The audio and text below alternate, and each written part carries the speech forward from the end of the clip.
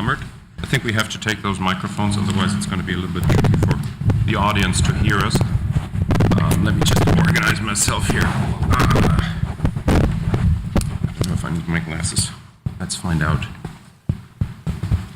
What I thought when I came here was that there's almost actually no better time to sit down these days, because we have a lot of stuff to talk about. And you touched on some of these topics, and I wondered before you came, if you felt, if you were on a mission coming here, if you felt an urgency to talk about things that appear to be broken, and if you perhaps feel an urgency to fix things, or if you might even say, it ain't broken, so don't fix it. Well, to answer your question quite personally, I'm wondering whether I would have accepted the invitation to this conference taking place precisely between 2 session weeks of Parliament, which is not the most convenient framework.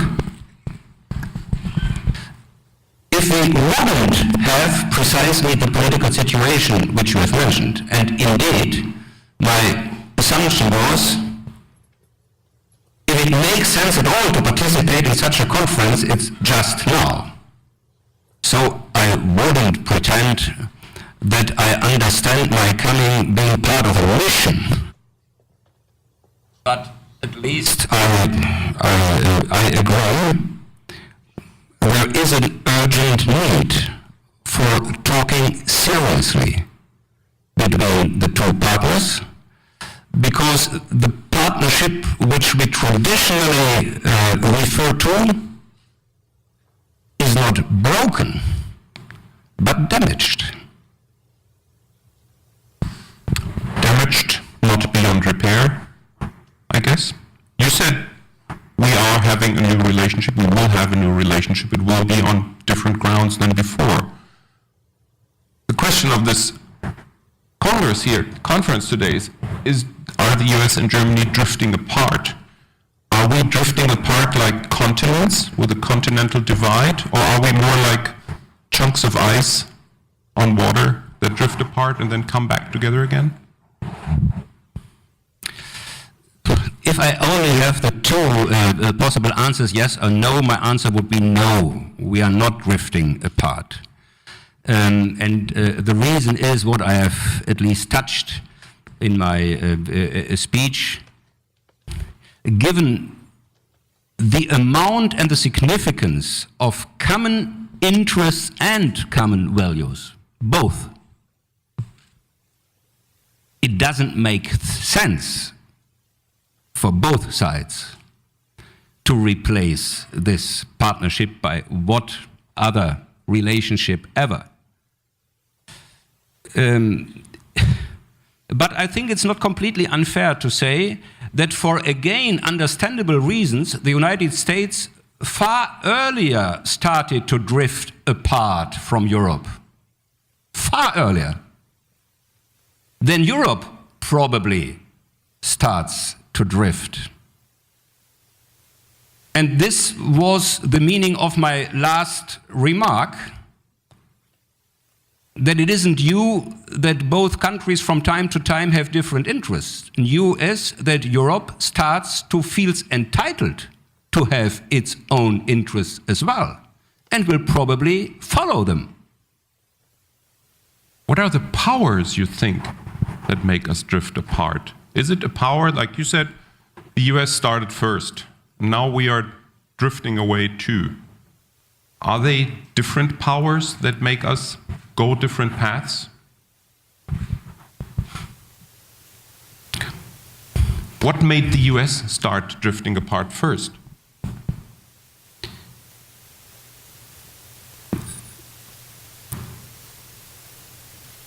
It is obvious that since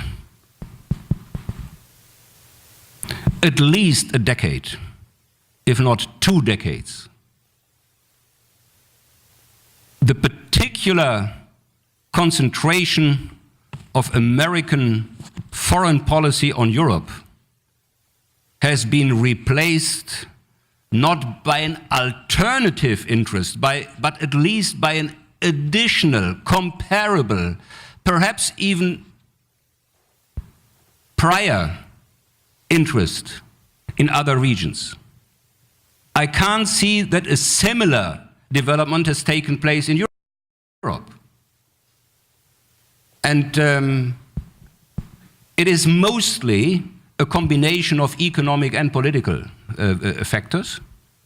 This is also true for this development.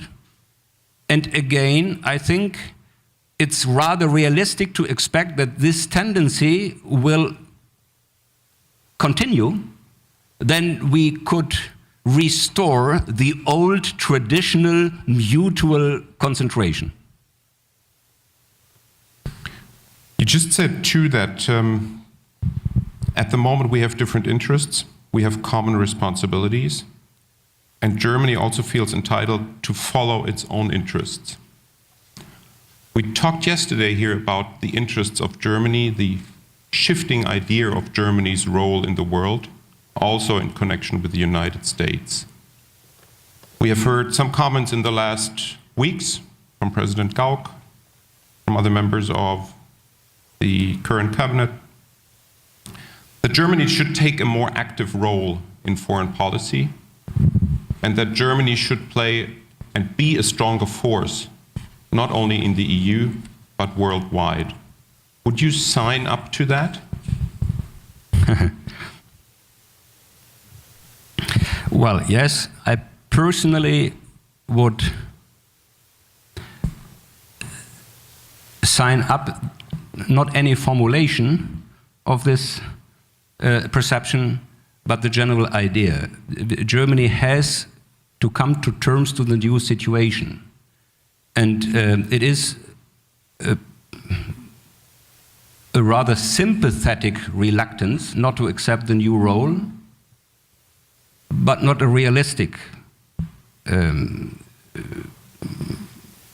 perception in my understanding. And it is, and we have already a clear gap between a leading position in economic, financial activities and foreign security affairs on the other side.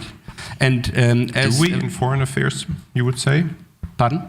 Do we really have a leading role in foreign affairs? No, and we won't. This is precisely what I mean.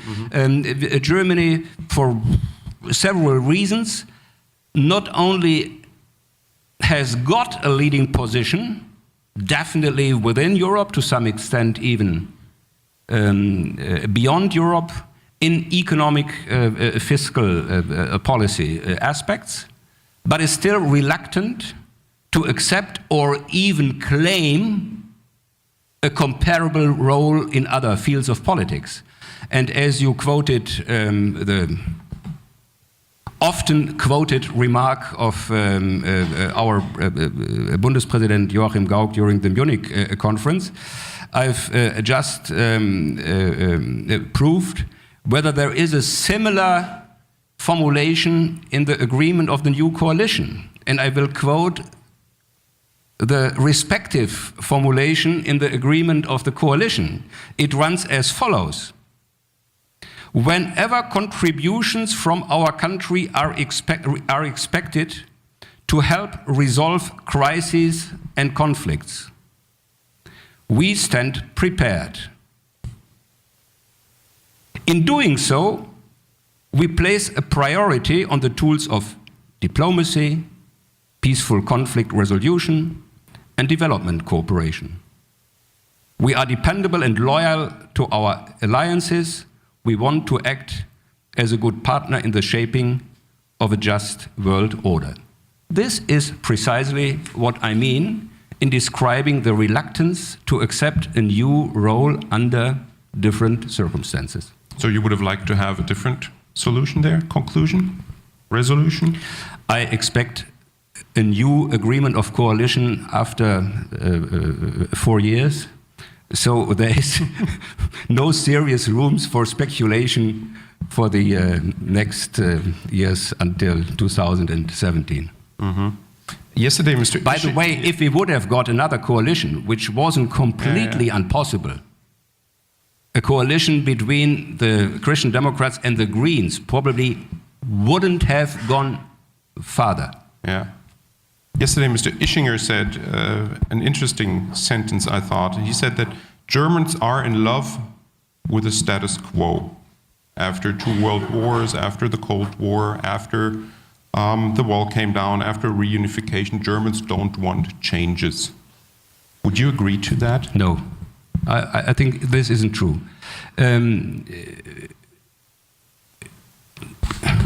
What is the country in Europe or the country in the world which changed more than Germany after the Second World War? I don't see any other example.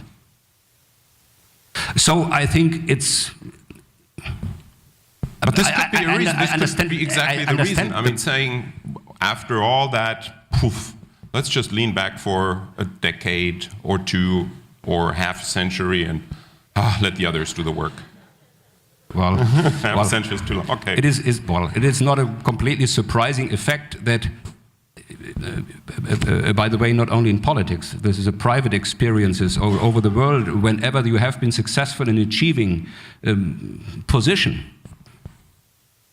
you are rather prepared to accept this status quo. But again, to explain Germany as the most status quo-oriented country in Europe or worldwide is historically untrue. And even in the present situation, given the achievements of Germany, politically and economically, how many European countries would you identify which have more ambitions in changing the status quo of Europe than Germany?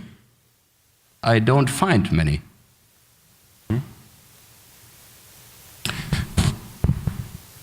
One of the things that you've just touched was also the, I wouldn't say inability, but the reluctance of the Parliament to pass a resolution that says Germany should play a stronger role.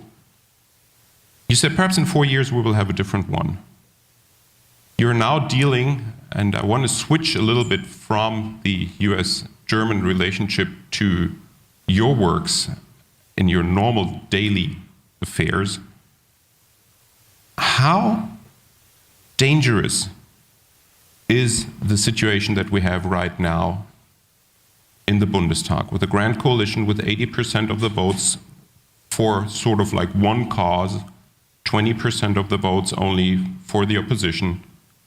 You already had to pass some changes in the workings, the inner workings of the Bundestag that allow the opposition to have more of a say in that. Won't that make change even more difficult because it will be even more compromise-oriented what's going on? Because everybody will try to sort of stay in power again, but now it's 80% of the members of parliament who want to do that? Well, this is a complex and long story.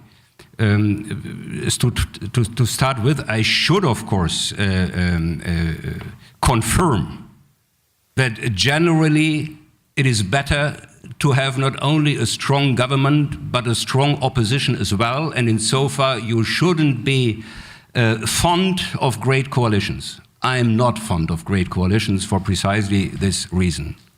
Secondly, what kind of government is being established and what majorities do exist in parliaments will be decided in functioning democracy by the voters, not by the commentators, not even by the political scientists. And in my opening speech in this period of the parliament, I have explicitly referred that the political culture of a democracy is not so much being identified by the rule of majority, but by the options and the opportunities minorities have. But a strong majority is not by definition unconstitutional, particularly not if the voters have decided to have strong majorities. And what I am personally not so much enthusiastic about is that the Greens, for example, which have decided not to form a coalition, are now pretending as if the democracy in Germany is at stake because they neither are in government, because they decided not to go, nor they have the sufficient opportunities to influence German politics. Well, it was their choice. And last remark, we fortunately in the meantime have a political culture in Germany which makes us completely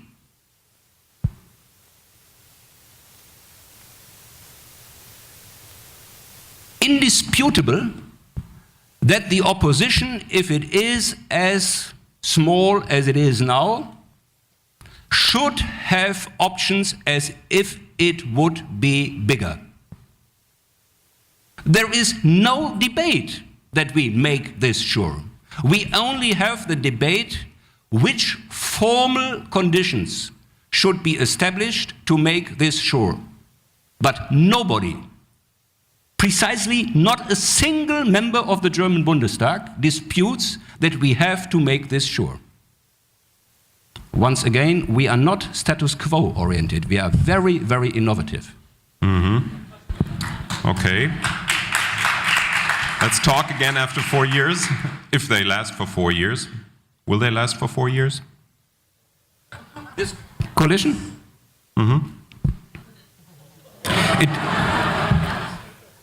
It depends on the ambitions of the Greens, whether they ask year by year to correct their decision or whether they expect the formal end of the period of the parliament. So we will hear an answer perhaps from Frau Höhn, Mr. Bütikofer afterwards. Let's see. And when I look at the situation, and I almost want to conclude it because I want to give the audience also a chance to ask questions to you, but wouldn't you sometimes almost wish to have a parliament like the American Congress? To be honest, no.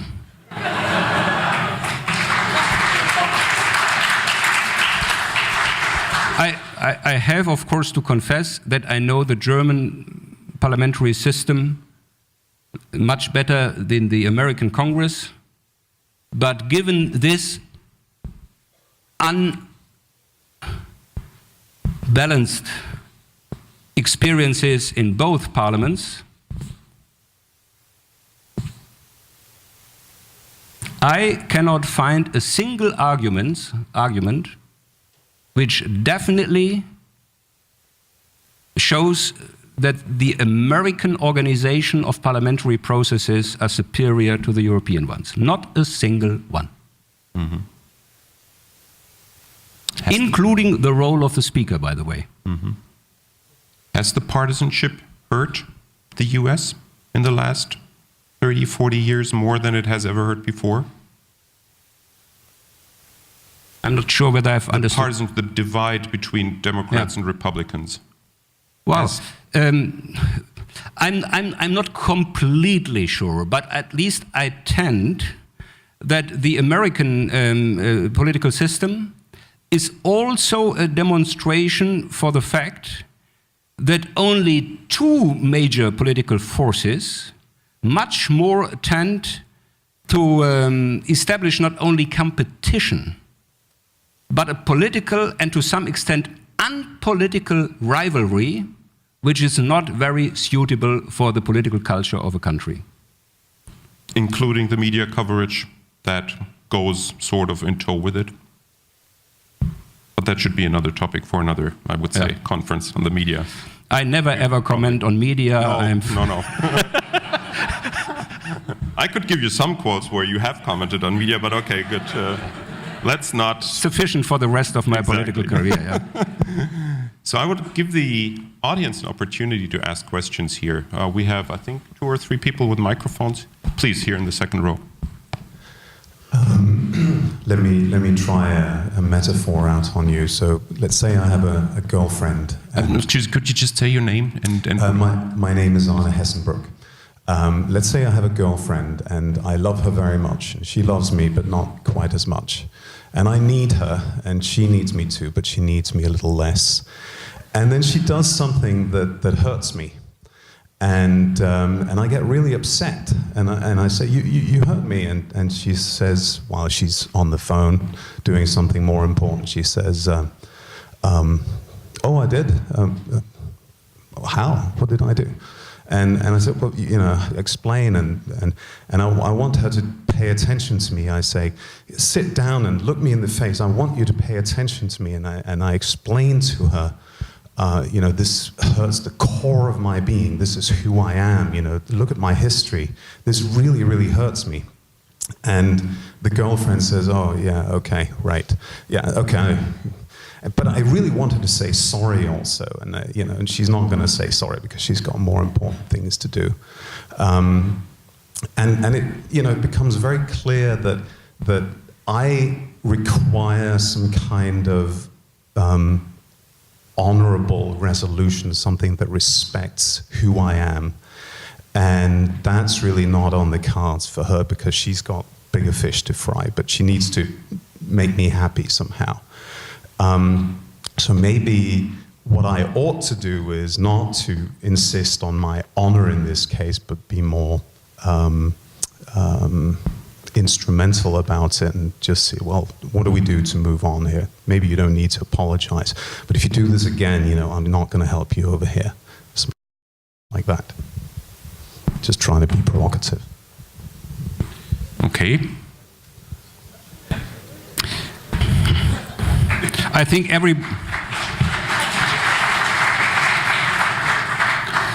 everybody understands your message. And I hope that everybody understands why I simply repeat what I've already said.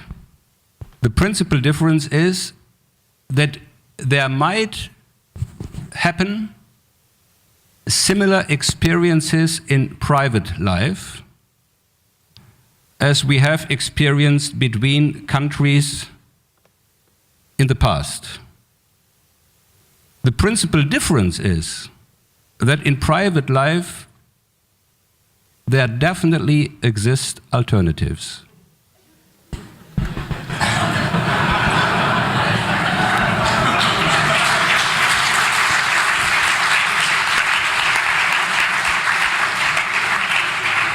Even if you are not able or not prepared to identify them. Whereas in political life, it's the other way around. Yesterday was Valentine's Day.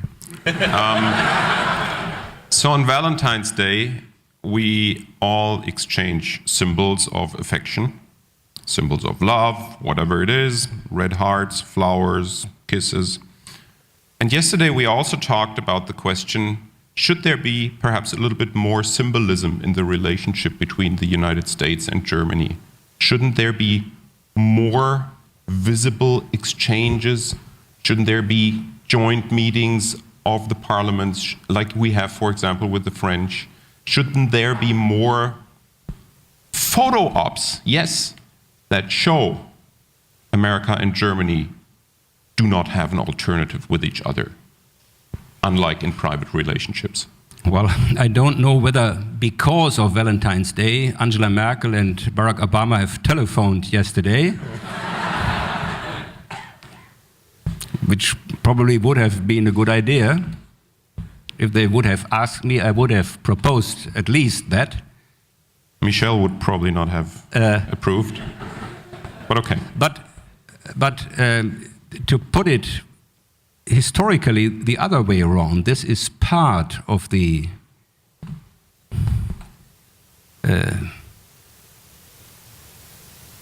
shocking experience that the American president came to Germany after a long time being invited and expected, and in a period where the particular developments connected to Edward Snowden became obvious, and he behaved like he did. It wasn't Valentine's Day, that's true. But this is an experience which is just more as a misleading approach. Mm-hmm.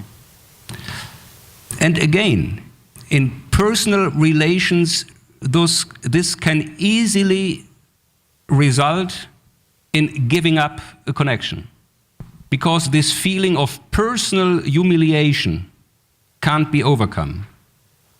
Politically, we can't afford such an emotion. Are we taking our role sometimes too seriously as German? Too seriously? Too seriously? Yep. No.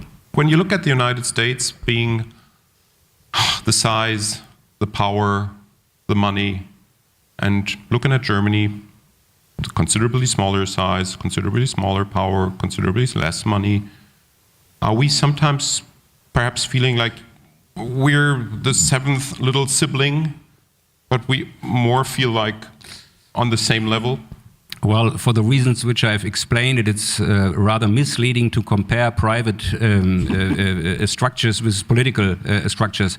But if at all, I would say over decades, Germany, not explicitly, but in fact understood itself like a child being protected by America. And now it makes the experience, it has grown up. America has decided that Europe is a grown-up region, should behave like an adult. Well, and we have to start to come to terms, because it's true. So it's almost better when we hear Mrs. Nuland say, F... the EU, then forget the EU? No. Even the United States couldn't afford to forget the EU. Mm-hmm. Definitely not. So, also from this perspective, there is no reason for complexes on the European side. We are not the United States of America, but far too big, by far too important, as if America could allow itself to forget Europe. Does this quote perhaps even say exactly that? That we're almost on eye level because we're being talked to like adults? Not that adults should talk like that to each other, but still? Well, looking on eye level is not sufficient. We have to behave like adults. More questions, please.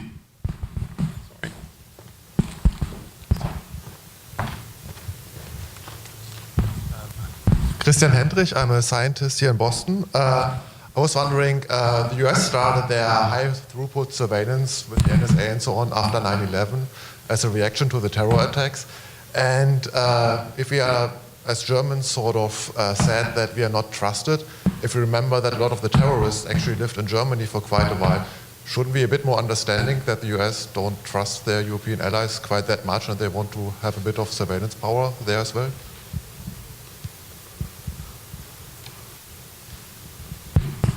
To be honest, I haven't understood why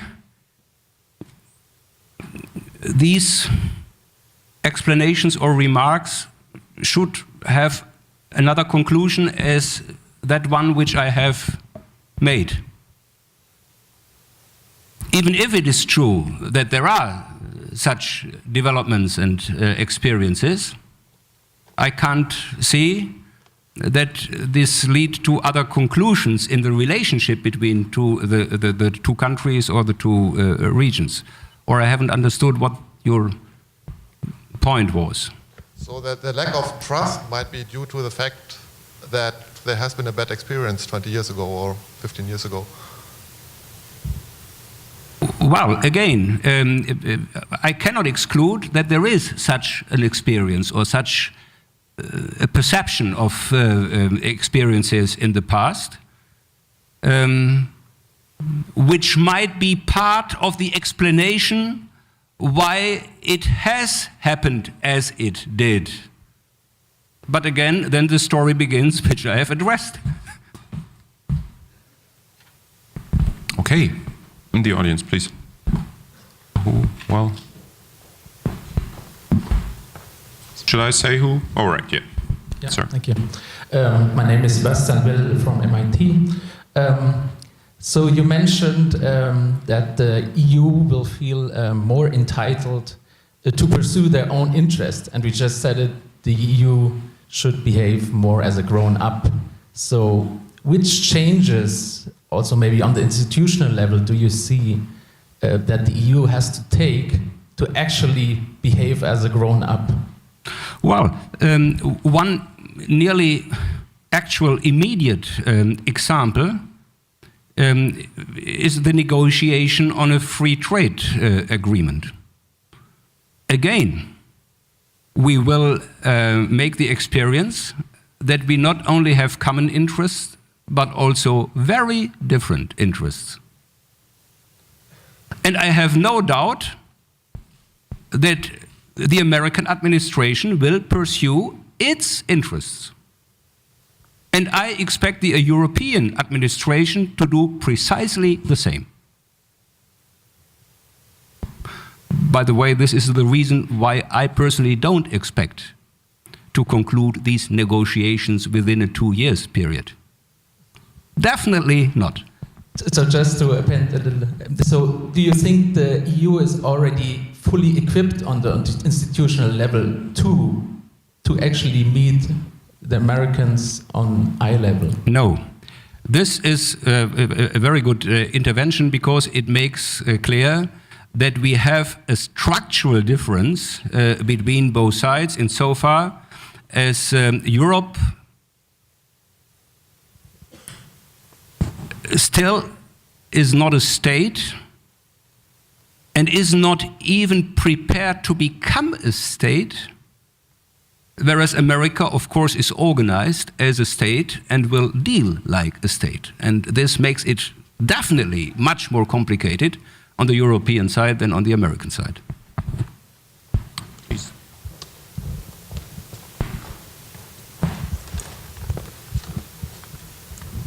My name is Fritjof Hansen. I represent TLT Associates of Beverly Farms in Massachusetts. You were just saying the world is not really yet safe. And that is nowhere else better known than in American security circles. The NSA went a little bit too far, and Angela Merkel is considered a pearl in this country, figuratively speaking.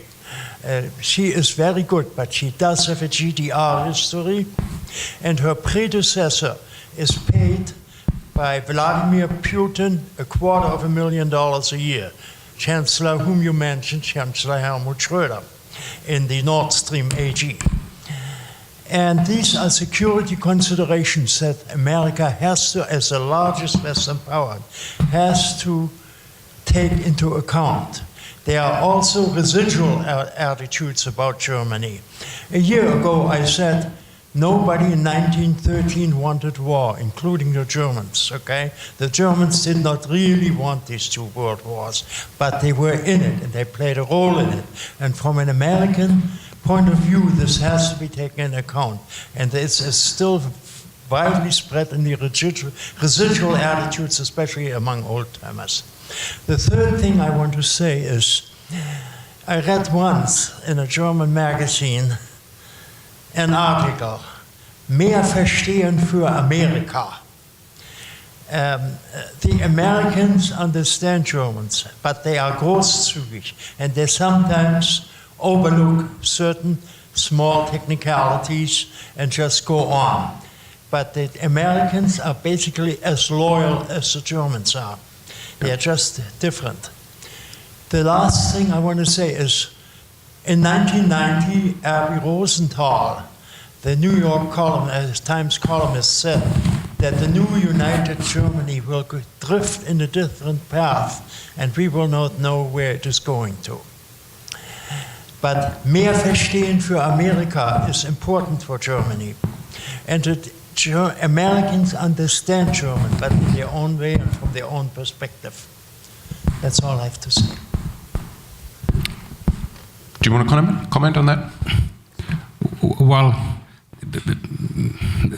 there is nothing which I definitely would have to refuse what you have said. I would make some other accents, for example, as far as the participation of different countries in the two world wars are concerned. It's definitely Germany much more played a much more prominent role than just participating in both wars, which again is an everlasting perception of Germany in Europe and beyond Europe. And again, I would underline what you have said, that America was at least as loyal towards Europe in general and Germany in particular than Europe the other way around. This is one of the reasons why I'm completely convinced that this special relationship is indispensable and that it has to overcome all the irritations which have happened in the last months. But again, this does not mean that it is untouched. It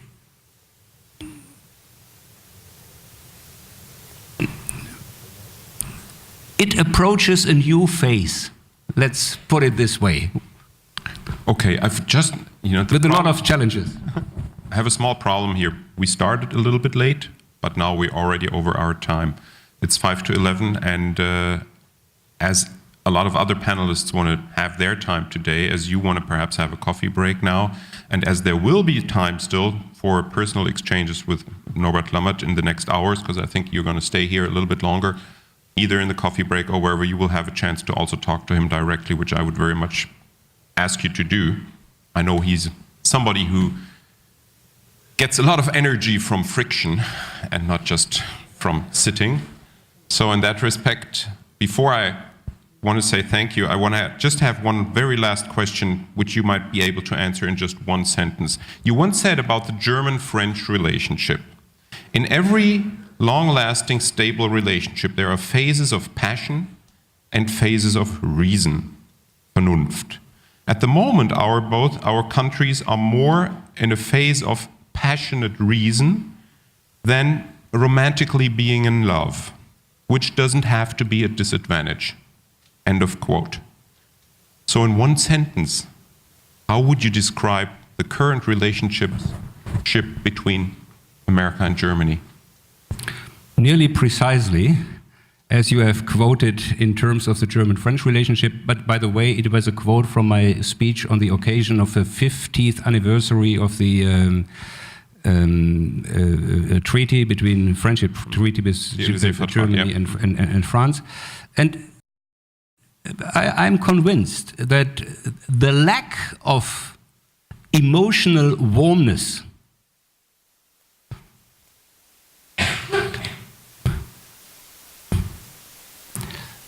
is at least not only a disadvantage, but also a chance for making such a relationship, which is not a romantic affair, even more substantial and stable.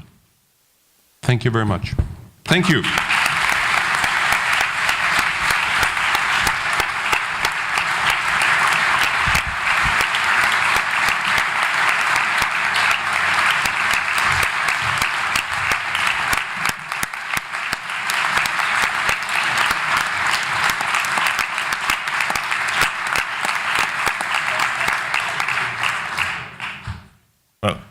Thank you so much for a truly thoughtful and thought-provoking keynote, Professor Lammert, and for a fascinating discussion. I've taken so many notes, I was ready to present a fully fledged summary. Unfortunately, we are running out of time, so the key quote that I'm taking away from this morning's discussion is indeed, and you said, transatlantic relations will no longer be the same, but they will survive. So it's indeed about walking this very thin line between, on the one hand, being frank and open about differences when it comes to values, and rebuilding trust, while at the same time acknowledging that this partnership is irreplaceable and without any alternative.